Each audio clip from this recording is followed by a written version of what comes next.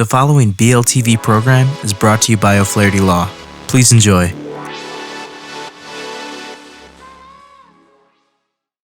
Jones. I'm a Wisconsin family law attorney with O'Flaherty Law, and this is a how-to video on how to properly fill out a petition for appointment of emergency guardian in the state of Wisconsin.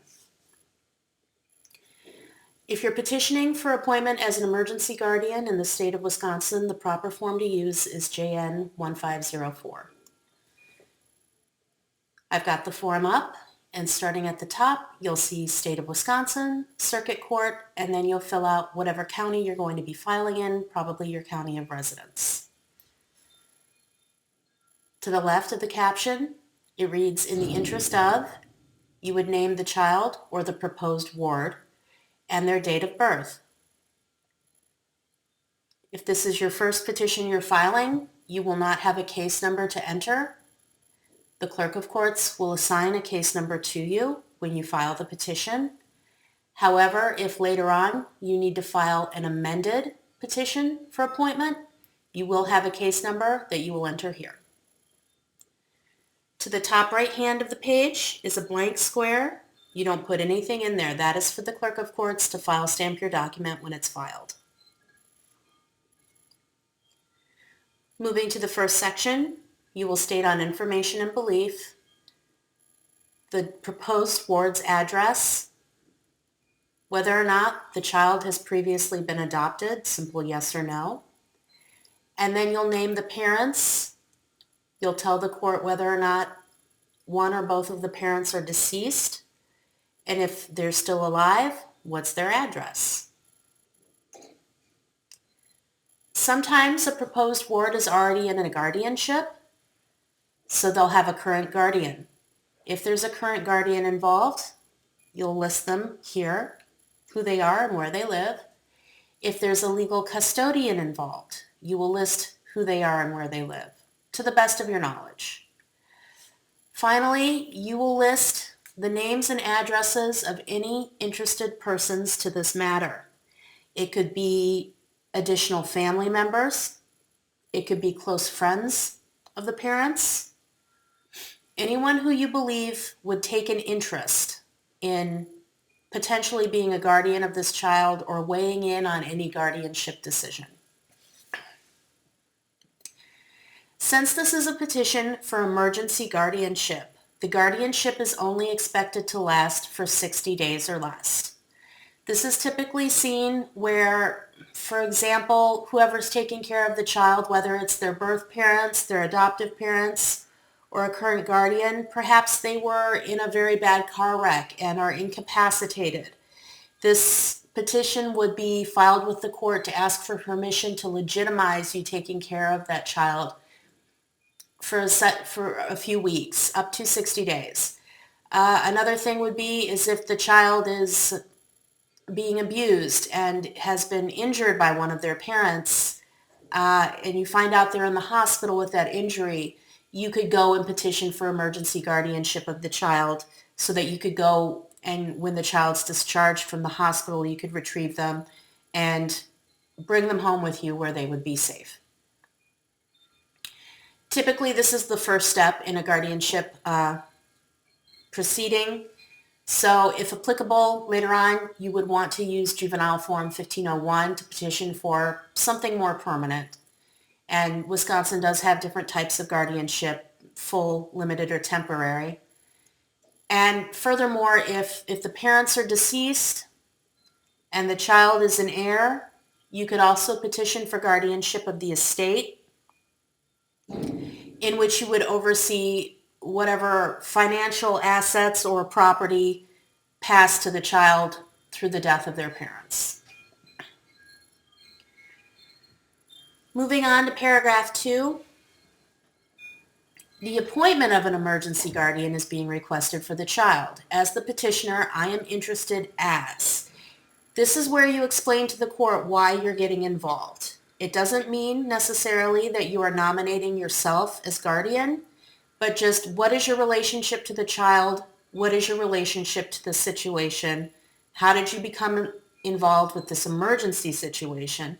And 2 lines might not be enough for you to explain fully why you're an interested party. You could always explain yourself on a separate sheet of paper and then just write on the lines in the form, see attached. Throughout the petition, if you have insufficient room to explain the facts and circumstances, you can always put it on a separate sheet of paper. If you have several attachments, I recommend that you title each attachment. You can do it alphabetically, numerically. You could start at the beginning and just say, see attachment A for your answer to paragraph number 2. Whatever it takes to keep it organized.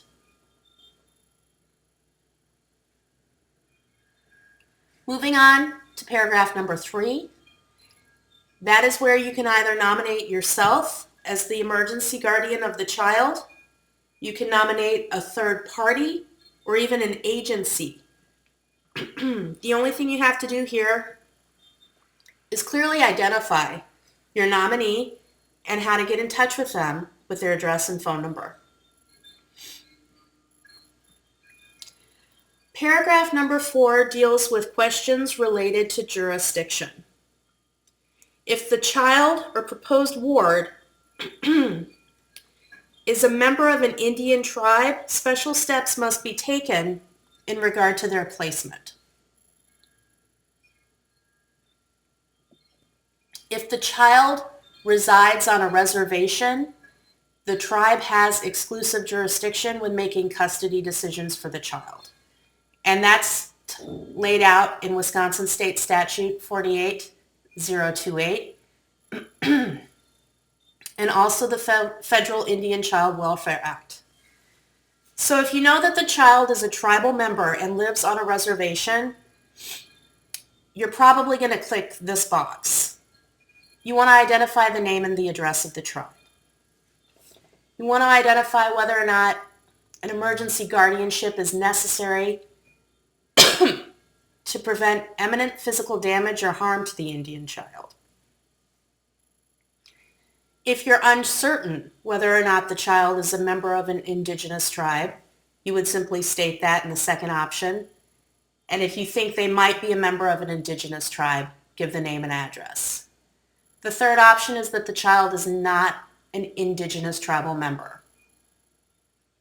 Once you've cleared up this jurisdictional issue so that the courts know the proper procedure regarding the child, you can move on to paragraph number 5.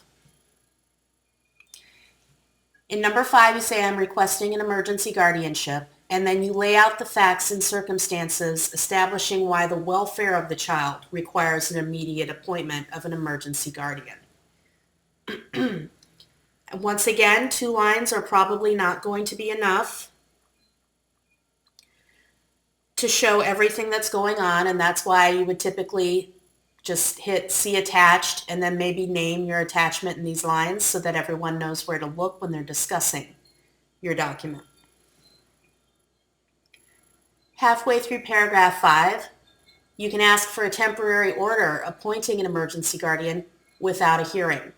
Once again, this is an emergency proceeding, and if the child needs an immediate emergency guardian for their welfare, it can be very difficult to sit and wait until the court can give you a hearing date on your emergency guardianship petition. This is where you ask for a temporary order just until you can get a hearing date. And then something a bit more permanent can be put into place. You probably need more than 2 lines to explain, so you just hit the see attached and name your attachment here. Paragraph 6 wants to know what kinds of facts and circumstances show that whoever is proposed as the emergency guardian is fit, willing, and able to serve as the emergency guardian. If the child has a unique medical condition, or if the child needs certain kinds of care, you would need to explain to the court why the proposed emergency guardian would be able to provide that. If the child doesn't need anything special, you would still want to explain to the court why the proposed guardian would be able to provide food, shelter, medical care, and maintain the child going to school or receiving whatever educational needs the child requires. Typically that takes more than 2 lines, so again, you would have to create a separate attachment and file it with your petition. Paragraph 7 is where, if the child's parents are still alive, you can ask that the court order child support be paid during the emergency guardianship. It doesn't mean that you're going to get it or that it's even possible, but you have to ask for it if you want it at all.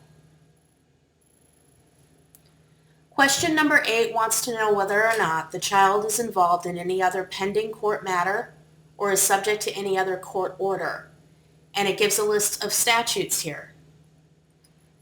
So what the court wants to know is if there's another guardianship proceeding, if there's a child in need of protection or services proceeding, if there's an unborn child in need of protection or services proceeding, if there's a juvenile in need of protection or services or delinquency, if there's a termination of parental rights case going on, if there's an adoption pending, or any other related proceedings. If you're involved enough with the proposed ward to petition for emergency guardianship, you probably know whether or not there's any other court action going on in the child's life. The court wants to make sure that it doesn't make any decisions that would affect any of these other pending matters or confuse the issue. So you need to let the court know what's going on to the best of your knowledge. And even if you don't have a case number or all the details, if you know anything, you need to alert the court. So number 9 is a question that if you don't anticipate filing a petition for protective placement, you don't need to answer it. But if, for instance, a state agency was filling out the petition for emergency guardianship, they might also file along with it a petition for protective placement. Say the child was the victim of horrific abuse and the state just wants to take it into temporary care or foster care, something of that nature. The state will ask that the emergency guardianship be granted, and they would also have a petition for protective placement filed prior to transferring the child out of a hospital to a nursing or rehabilitative facility or a community-based residential facility. Not a lot of private citizens have to worry about question number 9, but it still has to be included on the form. Number 10 is, again, a callback to what we discussed earlier in the video, where if the minor proposed ward has come into possession of an estate, say both their parents died or their last surviving relative died and left them with financial assets or real estate, things of that nature, the proposed guardian usually files for guardianship of the estate as well as the person. And here you can say you're going to file one, or you've already filed one, and you can request that this all be consolidated so that it's all under the same case number and it's all heard by the same judge so that you don't have to have multiple court appearances or deal with multiple courts. There are a few forms that are required to be filed along with your petition for emergency guardianship, and one of the most important of them is the Uniform Child Custody Jurisdiction and Enforcement Act affidavit. It's Form 150, and you will want to fill it out and attach it to this petition prior to filing it with the court. Then, once again, it requests the name of the person you're nominating to be guardian of the child. Prior to signing off on the document, the court reminds you of a few things that you need to keep in mind during this process. And that is, if the court appoints an emergency guardian, any person entitled to notice may petition for reconsideration or modification of the emergency guardianship, and the court shall hold a rehearing on the issue of appointment of the emergency guardian within 30 days after filing of the petition. So Any interested party can come and say, no, we want the emergency guardianship, or we think it should be somebody else. That's just the court in the forum making you aware that this is the procedure. They have a right to potentially fight it if they want. And then the last paragraph is you stating that you'll provide notice of the hearing and a copy of the petition to the child, his or her parents, any guardian if they have one, any legal custodian if they have one, and any other interested persons as soon as possible after filing the petition.